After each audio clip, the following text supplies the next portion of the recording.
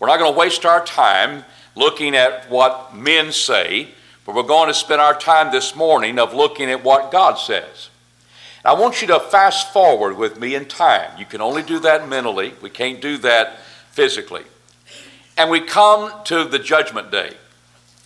And we have things mentioned in such passages as Matthew 7, 21 through 23, where Jesus is telling us what that day will be like.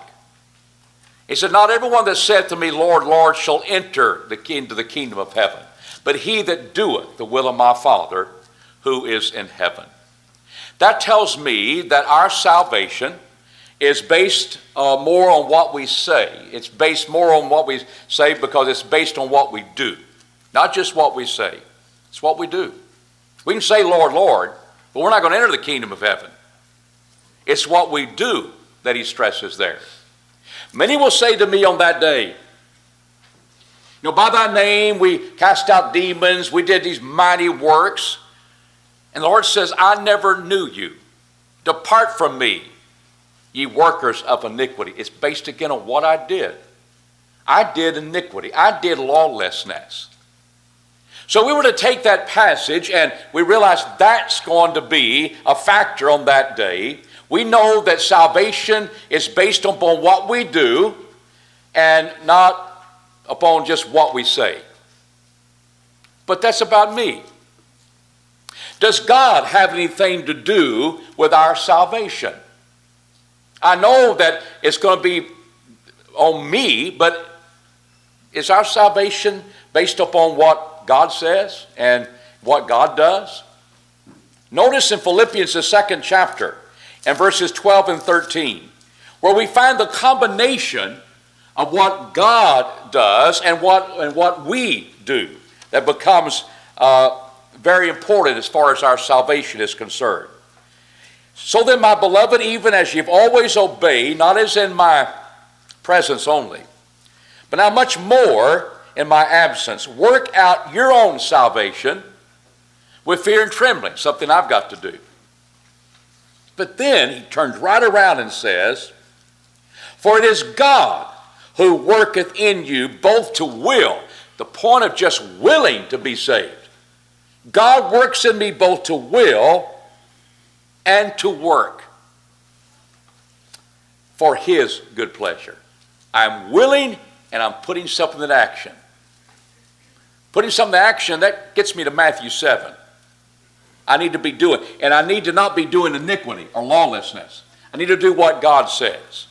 So in this one verse, we begin to realize that it's not salvation based upon what I do. It's not based upon what God has done, and that salvation is only conditioned upon what he's done. This passage brings it together. It's what God has done and then what we do. God works in us, we work out our own salvation. And that word our own shows I am working, but I'm working in regard to myself, my own salvation. And I want us to see how that works. Hopefully I'm speaking to someone in the audience, and the fact that you're here I appreciate, but maybe you haven't started that road of salvation in Jesus Christ. I think this will be an instructive lesson because it brings together God and it brings together you and your personal responsibility in connection with salvation. So let's look at some application of this in our lives, of how we're to be working out our own salvation and yet working with God. Let's notice how that works. We need to work out our own salvation by first believing. That's something I do. And yet, it is based upon what God has done. For example, Romans 10:17. Faith comes. I believe. Faith comes by hearing, and hearing by the word of God, or in some translations, the word of Christ. So it's God working. We didn't invent this word of faith. We are indeed hearing it. And we must therefore believe. We do the believing, but God has done his work in providing the word of faith. If you start back with me in Romans the 10th chapter, beginning with verse 6, we cannot say it's not available, God. I can't believe because thy word's not available. He takes that away from us. You don't go up to heaven to bring Christ down. You don't go into the abyss to bring Christ up. The word is nigh thee. It's in thy mouth. It's in the word of faith which we preach. We have God's word. We can preach God's word. And God's word will produce faith. Paul says in 1 Thessalonians 2 and verse 13 that the word of God, it works in those that believe. So God's word is a working word, but it's what produces our faith, and our faith is what then, as we follow God's word, is what is carried out in our life. Is God doing something so we can be saved by faith? Yes. He's doing his part, but we do the believing. In John 8 and verse 24, except ye believe. Didn't say except God does it for you. Except, not that you do anything, not to do anything. So except you believe, you're going to die in your sins. I've got to do the believing. And that what happens is that in doing the believing, I will have an obedient faith. Notice what he says in verse 12 of Philippians 2. He talks about obedience. As you have obeyed in my presence, much more now in my absence. Work out your own salvation with fear and trembling. Working it out will involve obedience. And so when I believe, the faith that saves me will be an obedient faith. That's what we see in James, the 2nd chapter, in verse 17. When James tells us, even so faith, if it hath not works, is dead in itself. We have an example here. Abraham. Was not Abraham our father, verse 21, justified by works? And that he offered up Isaac his son upon the altar? Who told him to do that? God did. God revealed, you offer up your son, this son of promise. Genesis 22. He didn't invent that and say, I believe I need to do this. God told him to. He had faith in God, and he expressed that in obedience of faith. Thou seest that his faith wrought, not against his works. His works was not against his faith. His faith wrought with his works. And by works was faith made perfect, complete, whole, effectual. That's the illustration he gives. And so we're not talking about, oh God, Lord, I believe. It's what you do. And faith brings forth an obedience. Jesus says, Mark 16:15, the apostles go in all the world and preach the gospel. There's your word of faith. He that believeth and is baptized shall be saved. Jesus cannot make it any clearer. Here is God working. He gave the gospel. Here I am working out my own salvation because I'm going to believe what he says to do, and that nature of that faith is also a working faith. I'm working it out because I am expressing my faith in obeying his conditions. Secondly, I work out my own salvation by standing. Once I'm a baptized believer and in Christ, doesn't mean that I have now heaven locked up. I've got some battles to fight, and every Christian does. And we see in Ephesians, the 6th chapter, verses 10 through 18, that God has done his part because we're to put on his armor. Now, he doesn't need any armor, but he puts on the armor that is good for us, that we're to put on. Listen to how he describes it in verse 10. Finally, be strong in yourself. Be strong in the Lord. And in the strength of my might, in the strength of his might. Put on the whole armor of God, that you may be able to stand against the wiles of the devil. I'm to be strong in connection with the Lord. It's the strength of his might. That shows you God's armor is what is very important in me standing. Because by doing that, I'm able then to stand, because my foe is not flesh and blood. He can outwit me, the devil can. He can outwit you. He can hit you at a time when you're not expecting it in the weaknesses of your flesh. You may one day think, I've got it all worked out, I'm strong in the Lord, and the next day he hits you in a place that you didn't know was unguarded. You need spiritual armor to combat a spiritual foe. That's exactly what he's saying. Our wrestling is not against flesh and blood, but against the principalities, against the powers, against the world rulers of this darkness, against the spiritual host of wickedness in the heavenly places. That's why we need his armor. This is what he's done for us, so that we can stand and so that we can be saved. But we've got to put it on. We have to clothe ourselves with this armor. Beginning with verse 14, we notice that he gives us a description. And every one of these descriptions is tied in with the gospel. It's the blessings that we have from the gospel. Your loins are girded with truth. Thy word is truth, O God. Having put on the breastplate of righteousness, I'm made righteous. That's a blessing because of faith. Therein the gospel has revealed the righteousness of God. You shod your feet with the preparation of the gospel of peace. I obey that gospel. I have peace with God now. It's a blessing connected with the gospel. With all taking up the shield of faith. Faith comes by hearing, and hearing by the word of Christ. It's a protection. It is a blessing. Where we shall be able to quench the fiery darts of the evil one. And take the helmet of salvation. That's a blessing of the gospel. The gospel of salvation. And the sword of the Spirit, which is the word of God. It can prick, dividing joint and marrow. Pierce even the dividing of the thoughts and intents of the heart. All of these are qualities of the gospel and the blessings of the gospel. I put it on. I rely upon that. And then, wherefore take up the whole armor of God, verse 13, that you may be able to withstand in the evil day.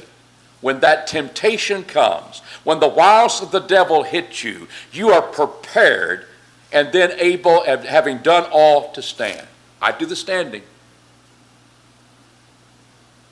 You and I both have to do the withstanding. We have that evil day where the devil hits us and we must fight. God doesn't stand for you.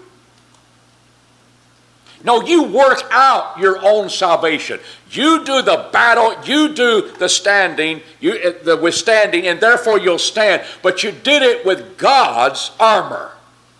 God does his part. He works in you. You work it out. You withstand so that you can stand. By standing, it's God's part and my part. But prayer is there as well.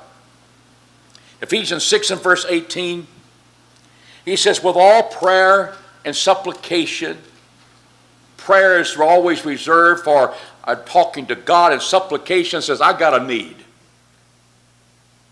With all prayer and supplication, praying at all seasons in the Spirit, in connection with the Spirit's teaching, and watching thereto in all perseverance and supplication for all the saints. Prayer is part of that armor too.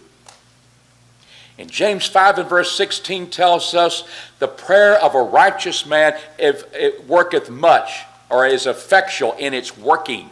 Prayer works. Who prays? God's not doing the praying. God has provided the armor. He says, talk to me in all seasons. Give me your need. You're praying to God. I can deliver. Prayer works. But I'm doing the praying. And God has supplied that avenue so that we can find that way of escape. We can find that way that we can defeat the devil who's trying to put us down. We will stand because we withstood. We fought, and then you stand. And that's more than just talking, it's doing.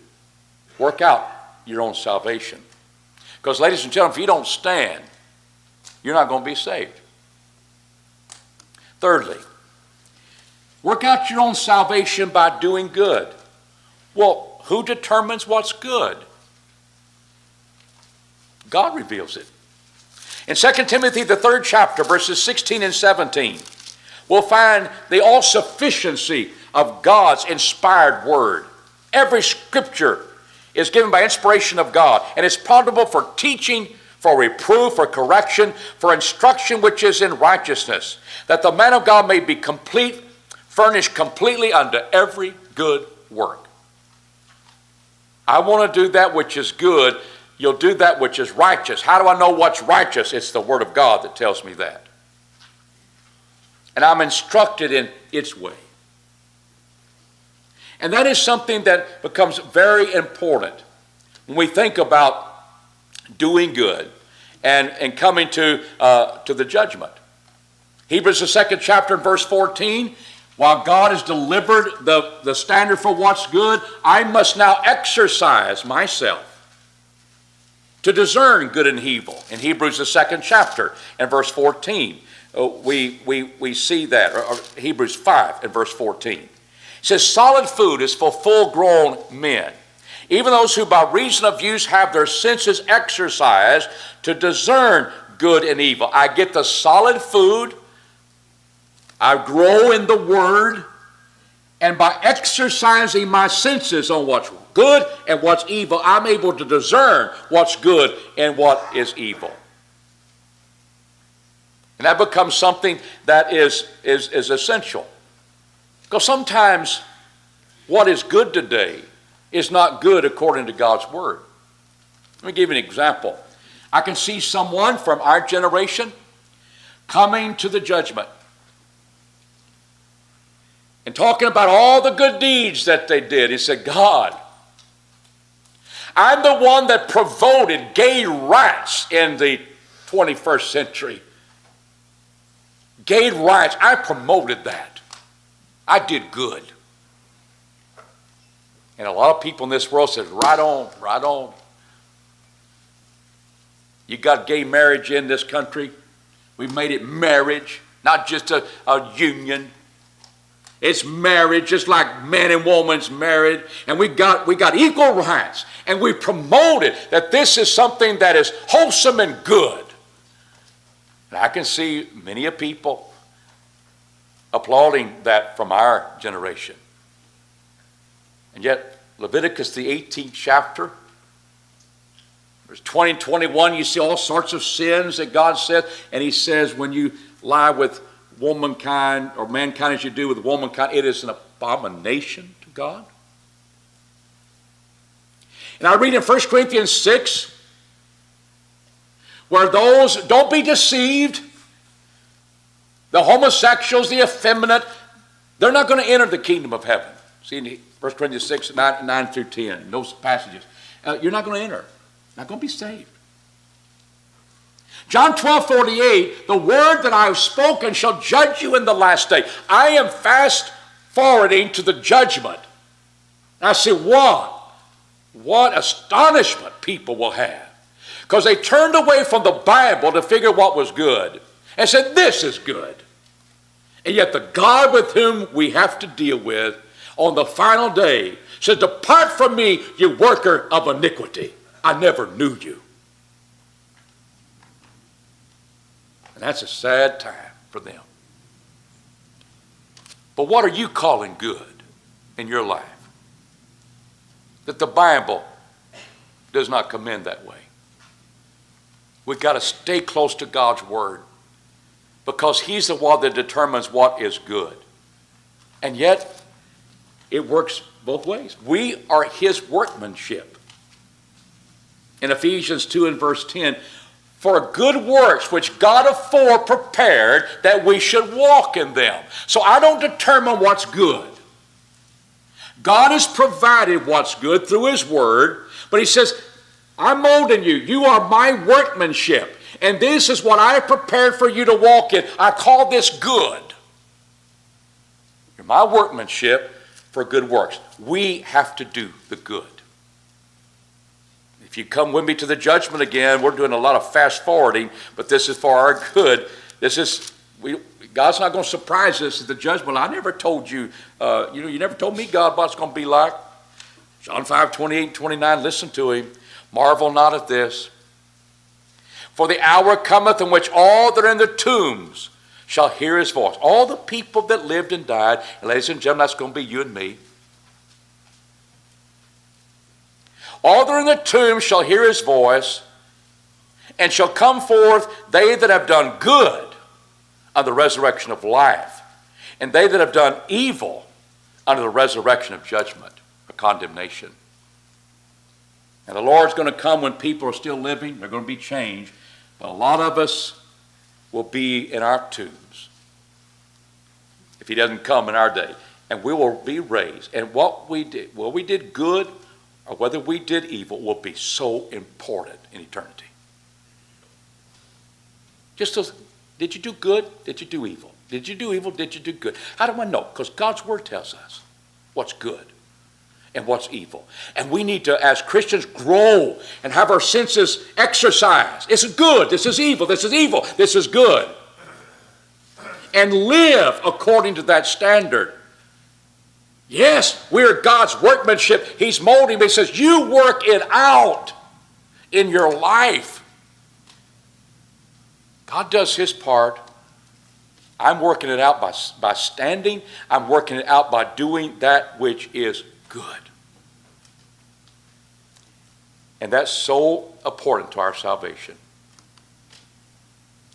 Fourthly, and we come back to the context of Philippians 2.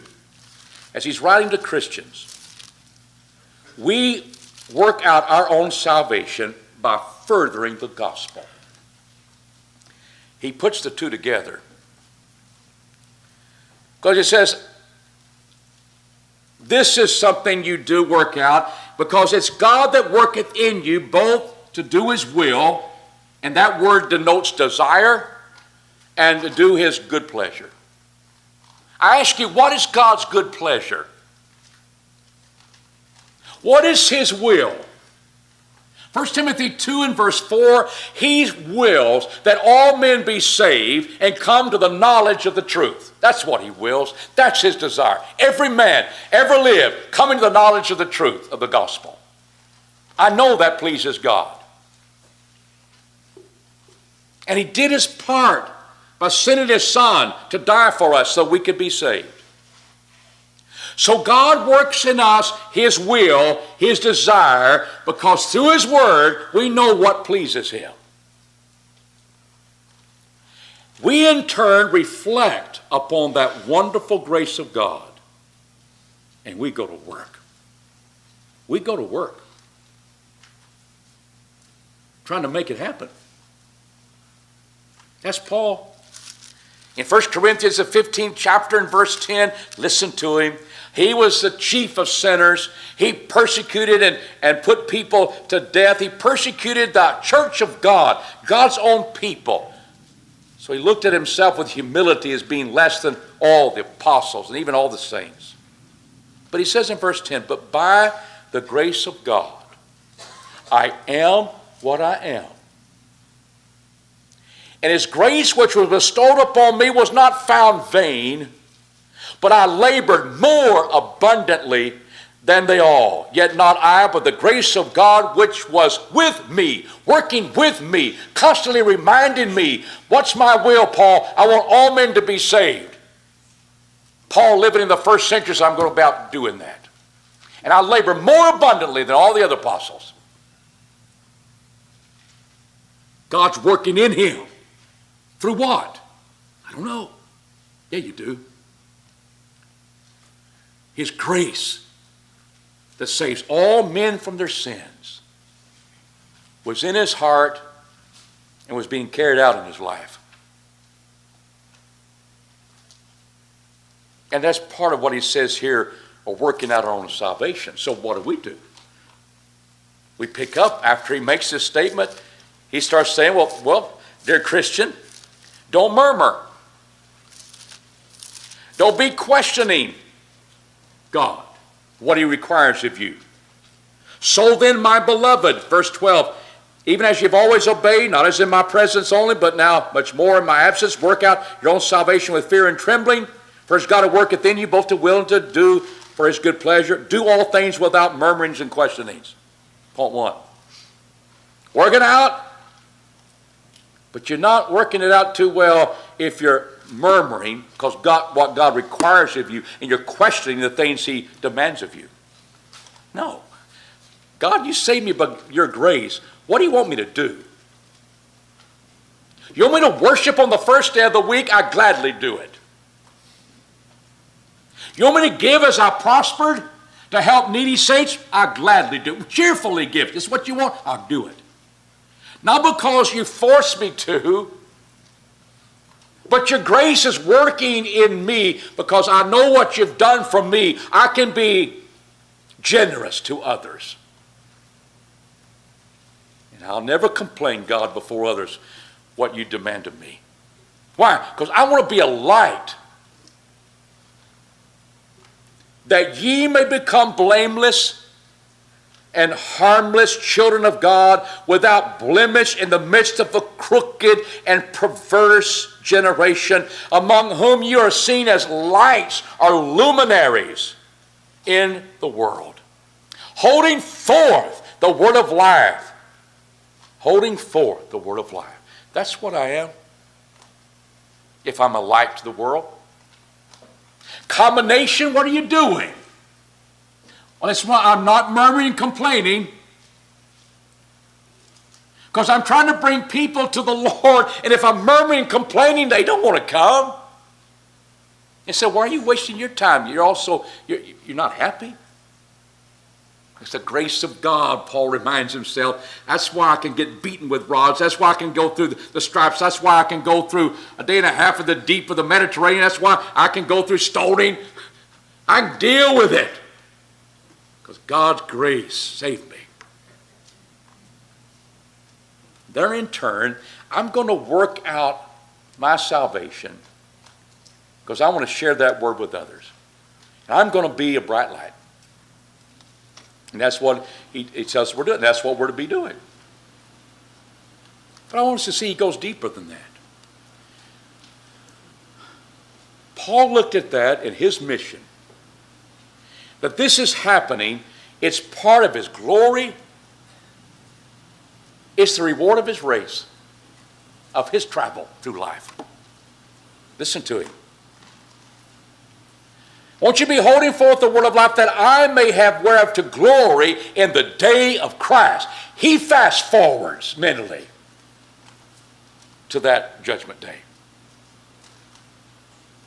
And I'll have whereof to glory, because I spoke to a people that in turn held forth the word of life without complaining in their generation. I did not run in vain, neither labor in vain. That's the goal of his race, is running the race in life. That's his glory. That's why he was indeed a great life, a great light in his time. But I ask this question. Is saving others our mutual bond? Is saving others our mutual joy? Think about that as brethren here at Parkview. All we talk about is saving souls? Is that what binds us together? What new soul can I reach this week? Brother Fite, I've got this question. I'm trying to be an influence on this person.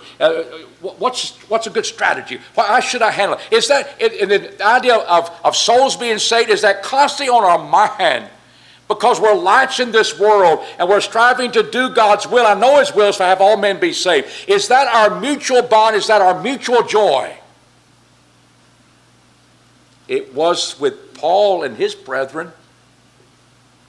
Verse 17, yea, if I am offered upon the sacrifice and service of your faith, I joy and rejoice with you all.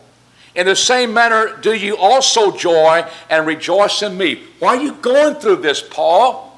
Because I want to be a strong factor in your faith. And you rejoice with one another. This is our mission together. And I think sometimes, is this what Byron says? Is this what we're thinking about all the time? And sometimes we lose sight of that. In congregation, well, we sure are close because we care about one another and all the deeds that are going through this life, what are going through, and that's very important. That's a bond a lot of people in this world don't have. And we care what's happening in people's lives. And that does hold us together. I do not want to belittle that. I'm not doing that in any such way. What I'm asking is, why we need to have this as our mutual bond as well. I think we might be better in trying to reach the lost if we're talking about it more. What's a good strategy for this? And Timothy's this way. I have no man like-minded, Paul says, who will truly care for your sake. For they all seek their own, not the things of Jesus Christ. That's the theme of this chapter. Have the mind of Christ. He wasn't just looking at himself, he was looking to others. That's what Timothy's doing. I care truly for not Timothy's sake, he cares truly for your sake. And here's how he did it. He served with me in the furtherance of the gospel. Verse 22. Furthering the gospel. That's what Timothy was all about. So I want us to overcome discouragement. I want us to, I've been so discouraged I don't want to think about it. No, let's think about it. Let's realize that's why we're here. That's our little time on this earth. That's our place in 6705 Fairmont Parkway, where we all come to meet and be encouraged. God says, I work in you both to will and to do according to my pleasure. God, what is number one and that gives you pleasure? I want all men to be saved. God, I'm going to do my best to out there and do it. Now, I want to be a light. And you've given me the direction. Help me meet it. God's working in you. You're working it out. And ladies and gentlemen, when we continue to have a sincere desire for the salvation of men's souls, I guarantee you'll save your own soul from this crooked and perverse generation. Because that is very important. It's when we lose sight of saving others that we don't really give too much. Well, I've been baptized. I'm a member of the church. I'm going to heaven. Not necessarily if we don't stand. Furthering the gospel is what's connected with working out your own salvation. I believe when you lose sight of the salvation of your soul and men's souls, we're going to lose sight of heaven. And Paul won't let us do that. And if we preach God's word, that won't happen as well. This morning, you've seen 4 things that are connected with working out what God works in. He's given us his word. It produces faith. It's the word of faith, but we do the believing. He gives us the armor to stand, but we have to put it on and withstand so we can stand. He's given us a word that denotes all that's good. We busy ourselves in reading and studying and meditating upon it so we can discern what is good and evil. And then we go out and do it. He that doeth good be a resurrection that is glorious. And we also take what God's worked in us. God, what was your desire? What is your will? He works it in us through this word of grace. And therefore we work it out in furthering the gospel in our time, in our area. God works it in, we work it out. And we need to understand that it is something that should be serious to us, because he says, work out your own salvation with fear and trembling. You look at that phrase in the New Testament, and you observe it was something that was very serious. Sometimes it was very troubling. Paul had to speak to the Corinthians and write to them with fear and trembling because of his enemies. And we're not to idea that we kind of pull away from God because we think he doesn't want our well best and he's just ready to banish us to hell. That's not God. But we reverence because it's God's word that has been presented. This is his way of entering into your heart to get you to live in a certain way. And therefore we should realize the occasion is something to take very seriously. Because if I reject that word, we won't be saved. Work out your own salvation. It's a serious matter with fear and trembling. And I offer the invitation that is indicated by what Jesus says. It's a great example of God working in us and we working it out. He didn't just say, he that believeth that is baptized shall be saved, and leaving you to fill in the blank, what am I supposed to believe? That's not the way it worked. Verse 15 says you go in all the world and preach the gospel. The gospel is the message of Jesus' death and his resurrection. It is what God has done for you in Jesus Christ. You hear that now. He that believeth what? The gospel. And is baptized. That's obedience of faith because the gospel teaches us to be baptized. The Ethiopian eunuch heard the preaching of Jesus. He's the one that said, here is water. What doth hinder me to be baptized? Where did he hear that? In the gospel. And that's me working it out. God works it in the gospel. He tells me, I want you to be saved. This is my desire. This is my will. All men to be saved. You've heard the gospel. Now you do your part. Work out your own salvation. Believe and be baptized. And then stand. Do good. Share that gospel with others. You'll continue to work out while I work in you.